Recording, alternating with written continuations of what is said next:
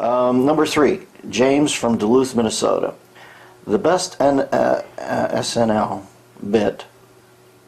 What about SNFL? Combination of Saturday Night Live and the National Football League.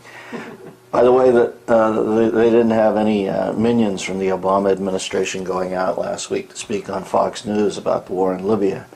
They wouldn't allow Chris Wallace to query either Secretary of Defense Gates or Secretary of State Hillary Clinton.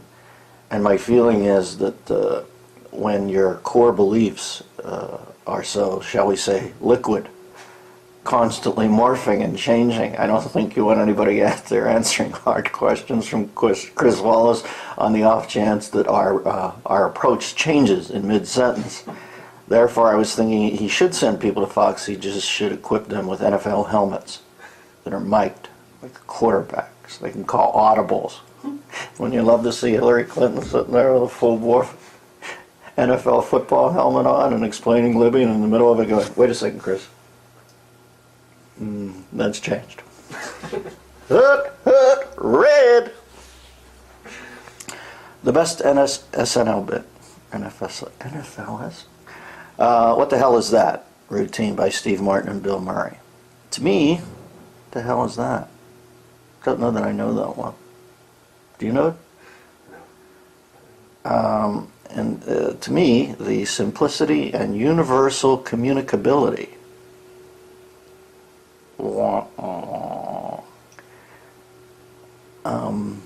of that bit are genius. I think it was just before your time there. Let's see. No, it must have been at least 5 or 6 years before my time, because wasn't there was a tenure there for a while under Gene Dominion, and then there was Dick Ebersol's era, and I think between the time Lorne first left and I got on, there was maybe 3 to 4 to 5 years. So it must have been a little bit before me, and I don't quite remember it. What are your thoughts on the bit? Don't remember it. Do you know Martin and Murray? Know Steve well, and Billy a little, but not all that much. But bump into him probably once every 2 years. Always makes me laugh. Always devastating. I met him for dinner with some people at a Mexican restaurant in New York City one night, and I remember I had bought this big London fog trench coat, thinking I was like Sam Spade, and I wrapped it around. I got a belt. And I thought I was a very cool urban dweller. I got to the restaurant late. They were all sitting around the table, and Billy looks over and goes, "Hey, what's happening, McGruff?"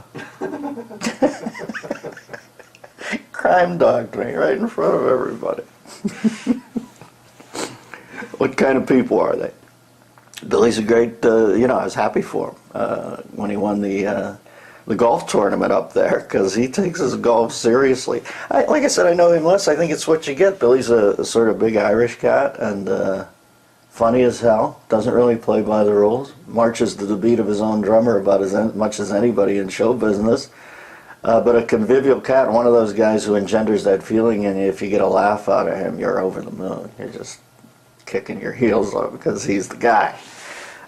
Steve, much more demure, but a genius. Our Mark Twain, really. I mean, that mind works on so many different levels, and he's a hard worker too. He's really disciplined, and he can say something funny every 3 seconds if he wanted to. He just chooses not to because he knows it would make him a headache. But honest to God, he can be funny in every line he delivers if he wanted to. He's a genius. So astute. He and his wife Ann are a delight. Kind of people are they? And thank you and Christian for the show. Daily you save my sanity while I try to overcome the unemployment plague. Well, hang in there, James. And I'm losing my sanity. God, I look at the world around me and I don't know. I feel like I need maybe yoga or something. Should I go to India? I don't know. What's your source of calm, Eric? You're always calm. Is it your children? I guess so. Because I look at the world around me and just shake my head, man. It seems to be Alice in Wonderland, like we've fallen down some sort of bunny hole or something.